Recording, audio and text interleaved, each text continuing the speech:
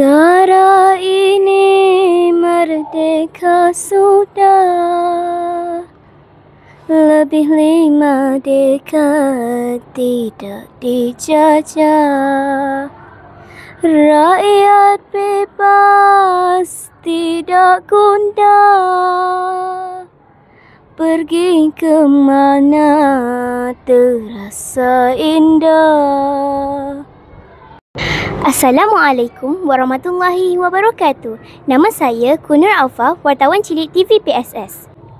Pada bulan ini, kita akan mengadakan sambutan Bulan Kemerdekaan pada tahun 2025. Dan hari ini, saya akan bertemu bual bersama Cikgu Najihah tentang kemerdekaan. Assalamualaikum Cikgu Najihah. Bolehkah Cikgu cerita sedikit tentang latar belakang Cikgu? Waalaikumsalam. Nama Cikgu Aina Najihah Anur binti Mazri.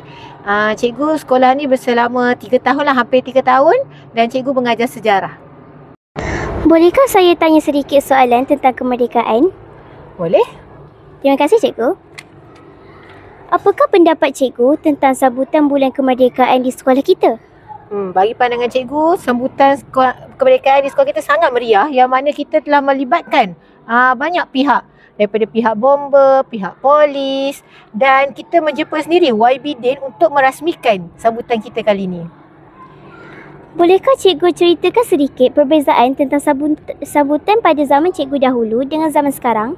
Okey, zaman dahulu cikgu lebih banyak kepada permainan tradisional lah. Banyak main permainan tradisional dan menyertai pertandingan seperti sajak, syair dan pelbagai lagi lah. Kenangan manis bagi cikgu ketika cikgu menyertai pertandingan sajak, yang mana cikgu telah mendapat johan keseluruhan. Itu sahaja daripada saya. Terima kasih Cikgu kerana menjawab soalan-soalan yang diberi sebentar tadi. Sekian, wabillahi taufiq wa hidayah. Wassalamualaikum warahmatullahi wabarakatuh.